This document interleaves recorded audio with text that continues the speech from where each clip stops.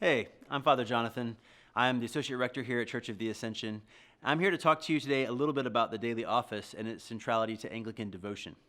When we look at prayer in the Scriptures, one of the things that we notice about it is that large parts of it are not extemporaneous, like you talking to God, but are actually liturgical in nature. They are specific words that are meant to be repeated at various points during the day or at various seasons in the life of the church. Think about the Shema in Deuteronomy chapter 6, or think about the Psalter, which is the church's first prayer book and the prayer book of Second Temple Judaism as well.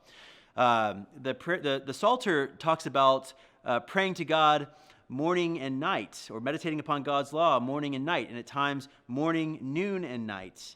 Psalm 119, which is the longest psalm in the Psalter, talks about praying 7 times a day.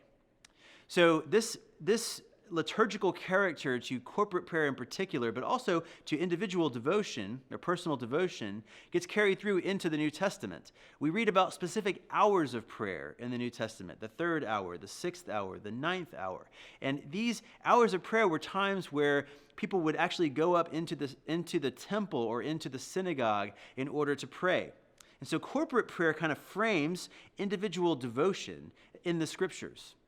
And so as the character of prayer developed in the early church, prayer services developed around these specific hours that had liturgical form to them. And at first, congregations would actually pray these together, and families would pray these together. They would gather for these things. But over time, these celebrations of prayer actually fell away, except for in the monasteries. The monasteries would continue them, and they became more formalized into what was called a breviary. So monasteries would pray 7 prayer services a day, plus a vigil at night, or maybe even 2 vigils at night for the hardcore.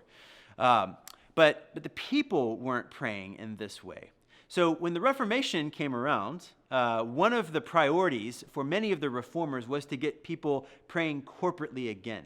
And if you look at an artifact like the Book of Common Prayer, that priority and that desire is embedded in the very name. So the Book of Common Prayer, this is prayer to be prayed corporately. And it's also a way to corporately frame private devotion so that the corporate prayer of the church becomes the formative influence in the way that we pray privately or individually.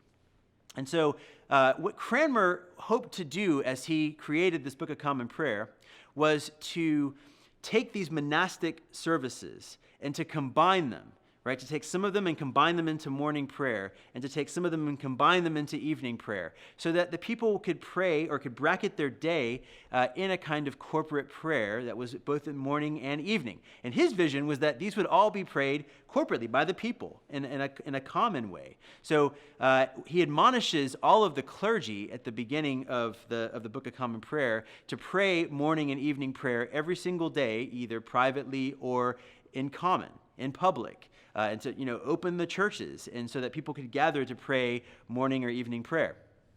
Now, this was never actually carried out on a grand scale. There are little experiments where this was prayed, with a group of people every single day in Anglican history, but it's never been practiced on a grand scale. But for this season in our church's life, what we're hoping to do is to recover that practice of praying in common. And so what we're going to be doing is offering one of these services, morning prayer, every single day during the week, Monday through Friday, as a way to kind of remain connected to each other and to continue to pray together, and to not become isolated or siloed from one another when we cannot gather publicly and corporately.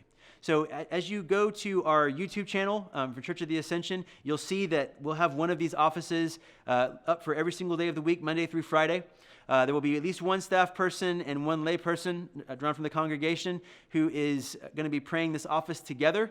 And if there will be a kind of a brief comment on one of the readings. Also, if there's a commemoration of a saint, that'll be noted as well. But pray these offices with us. Join us in this prayer. So that we can remain connected to each other, we can continue to allow the corporate character of our life of prayer to be what frames our individual or private devotions. And if you have any comments, if you'd like to see something to be done differently in these prayer service, let us know. We'd love to put some of this feedback into what we're doing. But we'd also just love for you to join us each and every single day.